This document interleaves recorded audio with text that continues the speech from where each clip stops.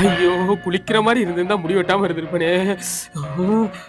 இனி எப்ப குளிக்கிறோமோ அன்னைக்கு தாண்டா முடிய வெட்டணும். என்ன குளிரா சாமி, இந்த மனுஷங்க அந்த குளிர்ல எப்படித்தான் குளிக்கிறாங்களோ. என்ன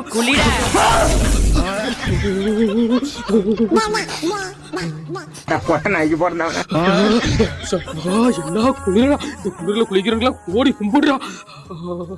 குளிச்சிட்டியா? ஐயோ, கிழிஞ்ச சட்டி வேற உள்ள வச்சிருந்தோமே, பார்த்தா என்ன கலாய்ப்பாங்கள. குளிக்கிறீங்களா? இந்த ஒருத்தர் எங்க எங்க